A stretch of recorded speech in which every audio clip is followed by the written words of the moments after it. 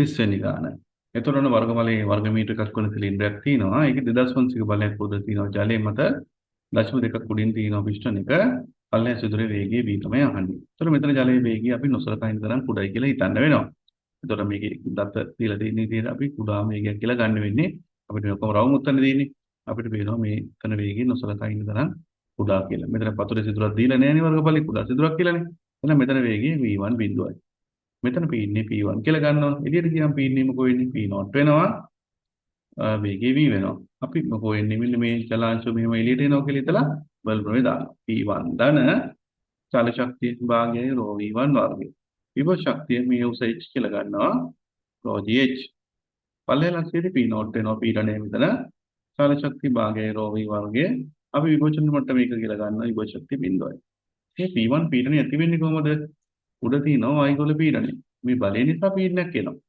එහෙනම් මට මේ P1 පීඩනය එළියට හැකි P0 ධන F බෙදීම A කියලා. දැන් පරිස්සමෙන් අපි ආදිශ කරමු.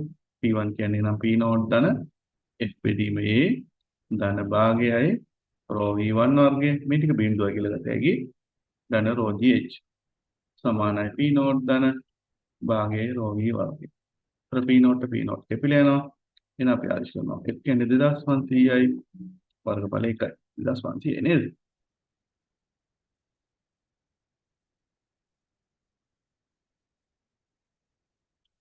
2500යි. වර්ගඵල 1යි. ρ කියන්නේ 1000යි. G කියන්නේ 10යි. නිජ අකුර. H කියන්නේ 0.2යි. භාගයයි ρ කියන්නේ 1000යි. P වර්ගය. පරිස්සම් සුළු කරමු අපිට. 0.2 10 ටිකක් 2යි. 2 වරක් 10 2000යි 2500යි 4500යි. 4500 සමානයි මෙතන 500යි V වර්ගය. ඒතර V වර්ගය වෙන්නේ 9යි. එහෙනම් V කියන්නේ 3යි.